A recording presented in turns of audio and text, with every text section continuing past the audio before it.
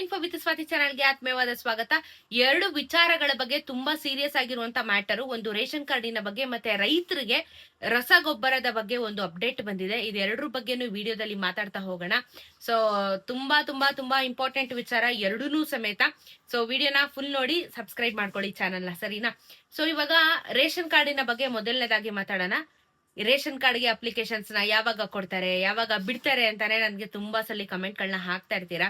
So ನಾವು expect ಮಾಡಿದೇನು ಅಂತ ಅಂದ್ರೆ ಏಪ್ರಿಲ್ ತಿಂಗಳಲ್ಲಿ ಬಹುಶಃ ಹೊಸ ರೇಷನ್ ಕಾರ್ಡ್ ಗಳಿಗೆ ಅರ್ಜಿನ ಸಲ್ಲಿಸೋದಕ್ಕೆ ಪ್ರಾರಂಭ ಶುರು ಮಾಡ್ತಾರೆ. ಏಪ್ರಿಲ್ ಅಲ್ಲಿ ನಮ್ಗೆ ಸಿಗುವಂತ ಚಾನ್ಸಸ್ಗಳು ಇದಾವೆ ಅಂತ ಹೇಳ್ಬಿಟ್ಟು ನಾವು ಎಕ್ಸ್ಪೆಕ್ಟೇಷನ್ಸ್ ನ ಇಟ್ಕೊಂಡಿದೀವಿ.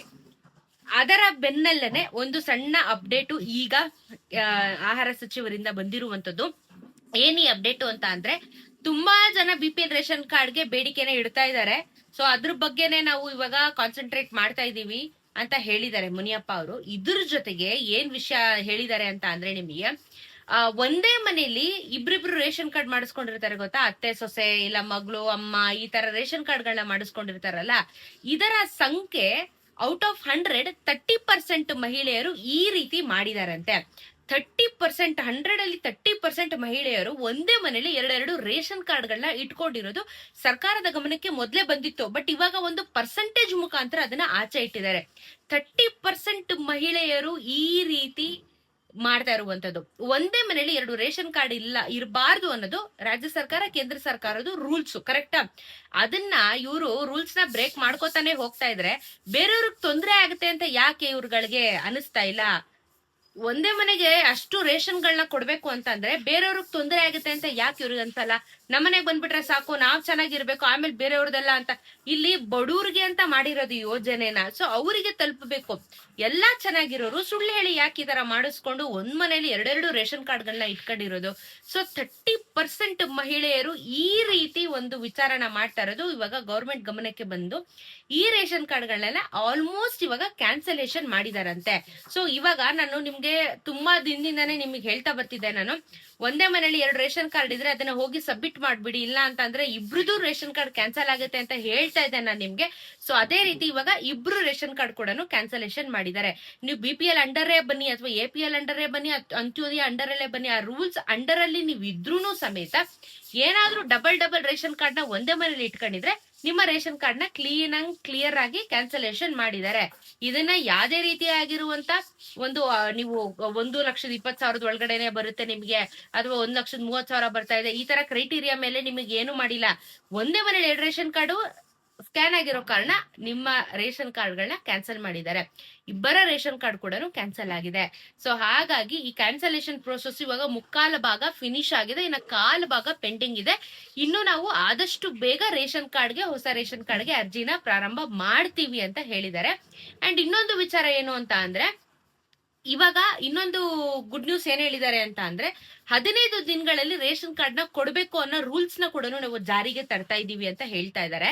ಸೊ ನಿಮಗೆ ಗೊತ್ತಿರೋ ಹಾಗೆ ಮೆಡಿಕಲ್ ಎಮರ್ಜೆನ್ಸಿ ಆಮೇಲೆ ನಿಮ್ಗೆ ಲಾಸ್ಟ್ ಮಂತ್ ಏನ್ ಮಾಡಿದ್ರು ಅಂತ ಅಂದ್ರೆ, ನಿಮ್ಗೆ ಗೊತ್ತಿರೋ ಹಾಗೆ ಕಾರ್ಡ್ ಇದ್ದವರಿಗೆ, ಈ ಶ್ರಮ ಕಾರ್ಡ್ ಇದ್ದವರಿಗೆ ಏನ್ ಮಾಡಿದ್ರು, 15 ದಿನದಲ್ಲಿ ರೇಷನ್ ಕಾರ್ಡ್ ನ ಕೊಡ್ಬೇಕು ಅನ್ನೋ ರೂಲ್ಸ್ ನ ಮಾಡಿದ್ರು, ಕೊಟ್ಟಿದ್ದಾರೆ ಅಂತ ಅನ್ಕೊಂತಾ ಇದ್ದೀನಿ ನಾನು.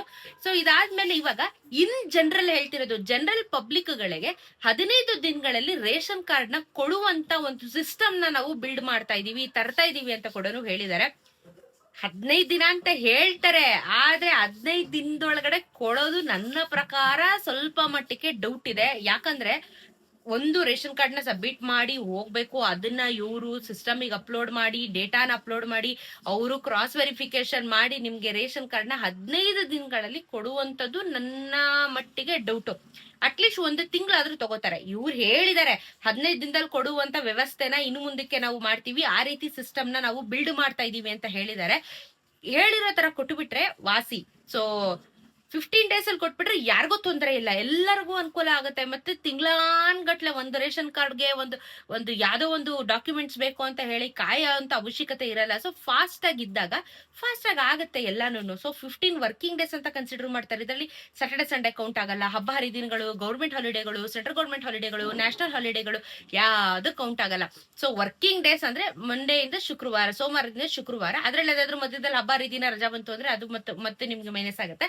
ಸೊ ಈ ರೀತಿ ಕೆಲವೊಂದಷ್ಟು ವಿಚಾರಗಳನ್ನ ಗಮನದಲ್ಲಿ ಇಟ್ಕೊಂಡು 15 ದಿನಗಳಲ್ಲಿ ಕೊಡುವಂತ ಪ್ರಯತ್ನನ ಮಾಡ್ತೀವಿ. ಇದಕ್ಕೆ ಅಂತ ಒಂದು ಸಿಸ್ಟಮ್ ನ ಬಿಲ್ಡ್ ಮಾಡ್ತೀವಿ ಅಂತ ಹೇಳ್ಬಿಟ್ಟು ಆಹಾರ ಸಚಿವರು ತಿಳಿಸಿದ್ದಾರೆ. ಹೇಳಿರೋ ತರ ಕೊಟ್ಬಿಟ್ರೆ ನಿಜವಾಗ್ಲೂ ಅನುಕೂಲ ಆಗುತ್ತೆ. ಸೊ ಶೀಘ್ರದಲ್ಲೇ ಹೊಸ ರೇಷನ್ ಕಾರ್ಡ್ಗೆ ಅರ್ಜಿನ ಸಮೇತ ಬಿಡುವಂತ ಚಾನ್ಸಸ್ಗಳು ತುಂಬಾ ಕಾಣಿಸ್ತಾ ಇದಾವೆ. ಯಾಕಂದ್ರೆ ಮುಕ್ಕಾಲ್ ಭಾಗ ಕೆಲಸ ಮುಗ್ದಿದೆ ಅಂತ ಹೇಳಿದಾರೆ. ಇನ್ನೊಂದ್ ಕಾಲ್ ಭಾಗ ಒಂಚೂರು ಮುಗಿದು ಬಿಟ್ರೆ ಇವಾಗ ರೇಷನ್ ಕಾರ್ಡ್ ಕ್ಯಾನ್ಸಲೇಷನ್ ಆಗ್ತಾ ಇರೋದು, ವರ್ಗಾವಣೆ ಮಾಡ್ತಾ ಇರೋದು ಎಲ್ಲಾನು ಇದ್ರಂಡ್ರಲ್ಲೇ ಬರುತ್ತೆ. ಸೊ ಇನ್ನೊಂದ್ ಕಾಲ್ ಭಾಗ ಕೆಲಸ ಮುಗಿಸ್ಬಿಟ್ರೆ ಸೊ ಎಷ್ಟು ರೇಷನ್ ಕಾರ್ಡ್ ಅಪ್ಲಿಕೇಶನ್ಸ್ ಗಳನ್ನ ಹಾಕೋದಿಕ್ಕೆ ಸ್ಲಾಟ್ ಗಳು ಖಾಲಿ ಇದೆ ಅಂತ ಒಂದು ಲೆಕ್ಕ ಸಿಕ್ಕಿದಾಗ ಹೊಸ ರೇಷನ್ ಕಾರ್ಡ್ ಗಳಿಗೆ ಅರ್ಜಿ ಸಲ್ಲಿಸೋದಕ್ಕೆ ಈಸಿ ಆಗುತ್ತೆ. ಏನೊಂದ್ 5 ಲಕ್ಷ 6 ಲಕ್ಷ, ಇವಾಗ ಆಲ್ಮೋಸ್ಟ್ 15 ಲಕ್ಷ ಇಂತ ಹೆಚ್ಚು ರೇಷನ್ ಕಾರ್ಡ್ ಕ್ಯಾನ್ಸಲ್ ಆಗಿದೆ. ಅದರಲ್ಲಿ ಯಾವ ರೀತಿ ಸ್ಪ್ಲಿಟ್ ಮಾಡ್ಬಿಟ್ಟು ಎಷ್ಟೆಷ್ಟು ಲಕ್ಷ ಅಂತ ರೇಷನ್ ಕಾರ್ಡ್ ಅರ್ಜಿನ ಸಲ್ಲಿಸೋದಕ್ಕೆ ಅವಕಾಶಗಳನ್ನ ಕೊಡ್ತಾರೆ ಅಂತ ಹೇಳಿ ಕಾದ್ ನೋಡ್ಬೇಕು. ಅಂಡ್ ಇವಾಗ ಕ್ಯಾನ್ಸಲೇಷನ್ ಆಗಿರೋರು ನಾವು ಮತ್ತೆ ಹಾಕ್ಬೋದಾ ಅಂದ್ರೆ ಇಲ್ಲ, ನೀವು ಎಲಿಜಿಬಲ್ ಇರೋದಿಲ್ಲ, ನಿಮ್ಗೆ ಲೈಫ್ ಟೈಮಿನ ರೇಷನ್ ಕಾರ್ಡ್ ಸಿಗೋದಿಲ್ಲ ಅನ್ಲೆಸ್ ಅಂಡ್ ಅಂಟಿಲ್ ನೀವು APL ಗೆ ಅಪ್ಲೈ ಮಾಡಬಹುದು. ಇದೊಂದೇ ಅವಕಾಶ ಇರೋದು ನಿಮ್ಗೆ. APL ಗೆ ಮಾತ್ರ ನೀವು ಅವಕಾಶ ಮಾಡ್ಕೋತಾರೆ. ನೀವು ಮತ್ತೆ BPL ಗೆ ಹಾಕ್ತೀನಿ ಅಥವಾ ನಾನು ಅಂತ್ಯೋದಯಗೆ ಹಾಕ್ತೀನಿ ಅಂದ್ರೆ ನಿಮ್ದು ಕನ್ಸಿಡರ್ ಮಾಡೋದಿಲ್ಲ, ನಿಮ್ದು ಬ್ಲಾಕ್ ಲಿಸ್ಟ್ ಅಲ್ಲಿ ಹಾಕ್ಬಿಟ್ಟಿರ್ತಾರೆ. ಸೊ ಹಾಗಾಗಿ ಈ ಒಂದು ಹೊಸ ಅಪ್ಡೇಟು ರೇಷನ್ ಕಾರ್ಡ್ ಸದ್ಯದ ಮಟ್ಟದಲ್ಲಿ ಬರ್ತಾ ಇದೆ. ಎಕ್ಸ್ಪೆಕ್ಟೇಷನ್ ಇದೆ ಈ ತಿಂಗಳಲ್ಲಿ ಹೊಸ ರೇಷನ್ ಕಾರ್ಡ್ ಅರ್ಜಿ ಪ್ರಾರಂಭ ಆಗಬಹುದು ಅಂತ. ನೋಡೋಣ, ಇನ್ನ ಡೇಟ್ ಫಿಕ್ಸ್ ಮಾಡಿಲ್ಲ. ಡೇಟ್ ಫಿಕ್ಸ್ ಮಾಡಿದ ತಕ್ಷಣ ನಾನು ನಿಮ್ಗೆ ಅಪ್ಡೇಟ್ ಮಾಡ್ತೀನಿ. ಡಾಕ್ಯುಮೆಂಟ್ಸ್ ರೆಡಿ ಇಟ್ಕೊಳ್ಳಿ. ಆದಾಯ ಪ್ರಮಾಣ ಪತ್ರ, ಜಾತಿ ಪ್ರಮಾಣ ಪತ್ರ, ಫೋಟೋ ರೀಸೆಂಟ್ ಆಗಿರುವಂತದ್ದು, ಪಾಸ್ಬುಕ್, ನಿಮ್ಮ ಒಂದು ಪಾನ್ ಕಾರ್ಡು, ಆಧಾರ್ ಕಾರ್ಡು, ಮನೇಲಿರೋರ್ದು ಎಲ್ಲಾರ್ದು ಡಾಕ್ಯುಮೆಂಟ್ಸ್ ಗಳು ಎಲ್ಲ ರೆಡಿ ಇಟ್ಕೊಳ್ಳಿ. ನಾನು ಡೇಟ್ ಹೇಳ್ತೀನಿ, ಅವತ್ತು ಹೋಗಿ ನೀವು ಅಪ್ಲಿಕೇಶನ್ಸ್ ಹಾಕ್ಬಿಡಿ. ಓಕೆನಾ? ಇದು ರೇಷನ್ ಕಾರ್ಡಿನ ವಿಚಾರ. ಆದ್ರೆ ರಸಗೊಬ್ಬರದ ಬಗ್ಗೆನೂ ಒಂದು ಅಪ್ಡೇಟ್ ಇದೆ ಅಂತ ಹೇಳ್ದೆ ನಿಮಗೆ. ರಸಗೊಬ್ಬರ ವಿಚಾರವಾಗಿ ಸೆಂಟ್ರಲ್ ಗವರ್ಮೆಂಟ್ ಹಾಗೆ ಸ್ಟೇಟ್ ಗವರ್ಮೆಂಟ್ ಎರಡೂ ಸೇರಿ ಒಂದು ದೊಡ್ಡ ನಿರ್ಧಾರಕ್ಕೆ ಮಾಡಿದ್ದಾರೆ. ಏನು ಅಂತ ಅಂದ್ರೆ, ಈಗ ನಿಮಗೆ ಗೊತ್ತಿರೋ ಹಾಗೆ ರಸಗೊಬ್ಬರಕ್ಕೂ ಯುದ್ಧದ ಎಫೆಕ್ಟ್ ಇಂದ ತೊಂದರೆ ಆಗ್ತಾ ಇದೆ. ಸದ್ಯಕ್ಕೆ ಸ್ಟಾಕ್ ಇದೆ, ಬಟ್ ಇನ್ನೊಂದ್ 2 ತಿಂಗಳು 3 ತಿಂಗಳು ಇದೇ ತರ ನಡೆದ್ರೆ ನಿಮ್ಗೆ ಸ್ಟಾಕ್ ಗಳು ಸಿಗೋದಿಲ್ಲ, ಸ್ಟಾಕ್ ಗಳಿಗೆ ತೊಂದರೆ ಆಗುತ್ತೆ ಅಂತ ಕೂಡ ಅಪ್ಡೇಟ್ ಬಂದಿತ್ತು. ಬಹುಶಃ ನೀವು ನ್ಯೂಸ್ ನೋಡಿದ್ರೆ ಗೊತ್ತಿರುತ್ತೆ. ಯಾಕಂದ್ರೆ ರಸಗೊಬ್ಬರ ಬೇರೆ ಬೇರೆ ಕಂಟ್ರಿಗಳಿಂದ, ಬೇರೆ ಬೇರೆ ಇದರಿಂದ ಜಾಗಗಳಿಂದ ಬರೋದ್ರಿಂದ ಟ್ರಾನ್ಸ್ಪೋರ್ಟೇಶನ್ ತೊಂದರೆ ಆಗ್ತಾ ಇರೋದ್ರಿಂದ ರಸಗೊಬ್ಬರಕ್ಕೆ ಮುಂದಿನ ದಿನಗಳಲ್ಲಿ ಹೊಡೆತ ಬೀಳುವಂತ ಲಕ್ಷಣಗಳು ಇದೆ ಅಂತ ಕೂಡ ಅಪ್ಡೇಟ್ ಬಂದಿದೆ. ಸೊ ಏನಾದ್ರೂ ರಸಗೊಬ್ಬರಕ್ಕೆ ಈ ರೀತಿ ಹೊಡೆತ ಬಿತ್ತು ಅಂತ ಅಂದ್ರೆ ಮುಂದಕ್ಕೆ ನಿಜವಾಗ್ಲೂ ರೈತರಿಗೆ ತೊಂದರೆ ಆಗುತ್ತೆ. ಸೊ ಏನ್ ಮಾಡ್ತಾ ಇದಾರೆ ಇವಾಗ, ಹೆಂಗೆ ಮೊನ್ನೆ ಪೆಟ್ರೋಲ್ ವಿಚಾರ ಹೇಳಿದೆ ನಿಮ್ಗೆ, ಟ್ಯಾಂಕರ್ ಗಟ್ಲೆ ಪೆಟ್ರೋಲ್ ತುಂಬಿಸ್ಕೊತಾ ಇದಾರೆ, ಪೆಟ್ರೋಲ್ ಸಿಗಲ್ಲ ಅನ್ನೋ ಒಂದು ಗಾಬರಿಯಲ್ಲಿ ಅಂತ ಹೇಳ್ಬಿಟ್ಟು ಇದೇ ರೀತಿ ಏನ್ ಮಾಡ್ತಾ ಇದಾರೆ, ತುಂಬಾ ರಸಗೊಬ್ಬರಗಳನ್ನ ಸ್ಟಾಕ್ ಮಾಡ್ಕೋತಾ ಇದಾರೆ ಜನ. ಅದೇನಾಗುತ್ತೆ, ಒಂದೇ ಕಡೆ ಹೋಗಿ ಸ್ಟಾಕ್ ಆದಾಗ ಬೇರೆ ರೈತರಿಗೆ ತೊಂದರೆ ಆಗುತ್ತೆ, ಬೇರೆಯವರಿಗೆ ತೊಂದರೆ ಆಗುತ್ತೆ. ಸೊ ಹಾಗಾಗಿ ಗೌರ್ಮೆಂಟ್ ಏನ್ ಮಾಡ್ತಾ ಇದೆ, ಇನ್ನು ಮುಂದೆ ನೀವು ರಸಗೊಬ್ಬರ ತಗೋಬೇಕು ಅಂತ ಅಂದ್ರೆ ನಿಮ್ಗೆ ಹೊಸ ರೂಲ್ಸ್ ಗಳು ಈ ತಿಂಗಳಿಂದಾನೇ ಅನ್ವಯ ಆಗ್ತಾ ಇದೆ. ನೀವು ಆಧಾರ್ ಕಾರ್ಡ್ ಕೊಟ್ಬಿಟ್ಟು ರಸಗೊಬ್ಬರನ ಕಲೆಕ್ಟ್ ಮಾಡ್ಕೋತಾ ಇದ್ರಿ, ಕರೆಕ್ಟ್ ಅಲ್ವಾ? ಆದ್ರೆ ಇನ್ನು ಮುಂದೆ ನಿಮಗೆ ಫ್ರೂಟ್ ID ಅಥವಾ ಫ್ರೂಟ್ ಕಾರ್ಡ್ ಅಂತ ಏನ್ ಕೊಟ್ಟಿರ್ತಾರೆ ಇದನ್ನ ಸಬ್ಮಿಟ್ ಮಾಡ್ಬೇಕು. ಇದನ್ನ ಸಬ್ಮಿಟ್ ಮಾಡಿದ್ರೇನೆ ಮಾತ್ರ ನಿಮ್ಗೆ ರೈತರುಗಳಿಗೆ ಈ ಒಂದು ರಸಗೊಬ್ಬರನ ಕೊಡ್ತಾ ಇದ್ದಾರೆ.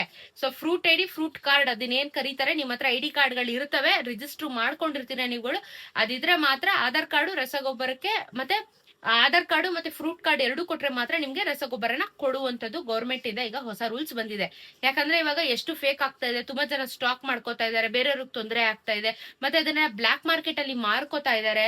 ಸೊ ಈ ರೀತಿ ದೊಡ್ಡ ದೊಡ್ಡ ಇಂಡಸ್ಟ್ರಿಯಲ್ ಏರಿಯಾಸ್ ಗಳಿಗೆ ಮಾರ್ಕೊಂತಾ ಇರೋದು ಗಮನಕ್ಕೆ ಬಂದಿರೋ ಕಾರಣ ರೈತರಿಗೆ ಇದು ತಲುಪಬೇಕು ಅನ್ನೋ ಉದ್ದೇಶದಿಂದ ಲಿಮಿಟ್ ಮಾಡಿದ್ದಾರೆ ಅಂಡ್ ಇದನ್ನ ಸ್ಟ್ರಿಕ್ಟ್ ಕೂಡ ಮಾಡಿದ್ದಾರೆ. ಅಂಡ್ ಆಲ್ಸೋ ನೀವ್ ಕೇಳಿದಷ್ಟು ಗೊಬ್ಬರ ಕೊಟ್ಬಿಡ್ತಾರ ಅಂತ ಕೇಳಿದ್ರೆ ಇಲ್ಲ, ಅದನ್ನು ಕಟ್ ಆಫ್ ಮಾಡಿದ್ದಾರೆ. ನೀವು ಫ್ರೂಟ್ ಕಾರ್ಡ್ ನ ಕೊಟ್ಟಾಗ ನಿಮ್ದು ಕಂಪ್ಲೀಟ್ ಡೀಟೇಲ್ಸ್, ನಿಮ್ದು ಎಷ್ಟು ಎಕರೆ ಜಮೀನಿದೆ, ಏನ್ ಬೆಳೆ ಬೆಳೆಸಿದೀರಾ, ಅದಕ್ಕೆ ಎಷ್ಟು ಗೊಬ್ಬರ ಬೇಕಾಗುತ್ತೆ ಅದನ್ನ ಲೆಕ್ಕ ಹಾಕಿ ಗವರ್ಮೆಂಟ್ ಅಷ್ಟೇ ಗೊಬ್ಬರನ ನಿಮ್ಗೆ ಕೊಡುವಂತದ್ದು. ಅದ್ರ ಮೇಲೆ ಎಕ್ಸ್ಟ್ರಾ 1 kg ಕೊಡು, ಇಲ್ಲಾಂದ್ರೆ 2 kg ಕೊಡು ಅಂತಂದ್ರೆ ಕೊಡಲ್ಲ.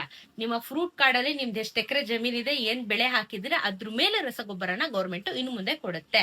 ನೀವ್ ಕೇಳಿದಷ್ಟು ಕೊಡಲ್ಲ. ಮತ್ತೆ ಇವಾಗ ಇದನ್ನ ಈ ಫ್ರಾಡ್ ನ ನಿಲ್ಲಿಸ್ಬೇಕು, ಈ ಒಂದು ಕೆಲಸನ ನಿಲ್ಲಿಸ್ಬೇಕು ಅನ್ನೋ ಕಾರಣದಿಂದ ಈ ರೀತಿ ಫ್ರೂಟ್ ಕಾರ್ಡ್ ನ ಕಂಪಲ್ಸರಿ ಮಾಡಿದ್ದಾರೆ. ಫ್ರೂಟ್ ಕಾರ್ಡ್ ಇಲ್ಲ ಅಂತ ಅಂದ್ರೆ ನೀವು ಕೃಷಿ ಇಲಾಖೆಗೆ ಹೋಗ್ಬಿಟ್ಟು ಅಪ್ಲೈ ಮಾಡಬಹುದು, ಏನೂ ತೊಂದರೆ ಇಲ್ಲ, ಅದು ಯಾವಾಗ್ಲೂ ಕೊಡ್ತಾರೆ.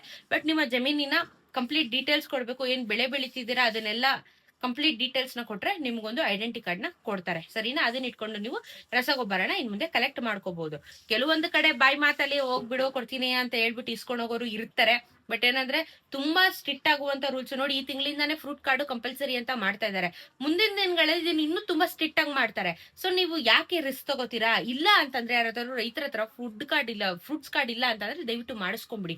ಯಾಕಂದ್ರೆ ಮುಂದೆ ಮುಂದೆ ನಿಮಗೆ ಬಹಳ ಸ್ಟ್ರಿಕ್ಟ್ ಆಗುತ್ತೆ ರೂಲ್ಸ್, ಅವಾಗ ತೊಂದರೆ ಆಗುತ್ತೆ. ಓಕೆನಾ? ಸೊ ಇದು ರಸಗೊಬ್ಬರದ ಒಂದು ಅಪ್ಡೇಟು, ರೇಷನ್ ಕಾರ್ಡ್ ಒಂದು ಅಪ್ಡೇಟ್. ಎರಡು ವಿಚಾರನು ಕ್ಲಿಯರ್ ಆಗಿ ತಿಳಿಸ್ಕೊಟ್ಟಿದ್ದೀನಿ ನಿಮ್ಗೆ ಅಂತ ಭಾವಿಸ್ತಾ. ಸೊ ಏನೇ ಡೌಟ್ ಇದ್ರು ಕಮೆಂಟ್ ಅಲ್ಲಿ ತಿಳಿಸಿ. ನಿಮ್ಗೆ ಏನೇ ಇದ್ರು ಅದನ್ನ ಉತ್ತರ ಖಂಡಿತ ಕೊಟ್ಟೆ ಕೊಡ್ತೀನಿ. ಚಾನೆಲ್ ಸಬ್ಸ್ಕ್ರೈಬ್ ಮಾಡ್ಕೊಳ್ಳಿ. ಸಿಗೋಣ ಇನ್ನೊಂದಷ್ಟು ವಿಡಿಯೋಲಿ. ನಮಸ್ಕಾರ.